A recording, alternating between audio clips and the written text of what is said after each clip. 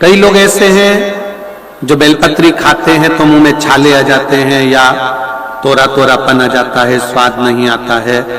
तो उस बेलपत्री को भोजन में, आटे में, चावल में, दाल में कहीं उसको मिलाकर भी पा सकते हो। मान लो बेलपत्री ही लेना है तो बेलपत्री को पीस कर, दबाकर, थोड़ा कूट कर, काय से उसकी गोली बनाकर पानी से निगल लो तो जीवाणु का प्रयोग ही नहीं होगा। बेलपत्री भी कब खाओ?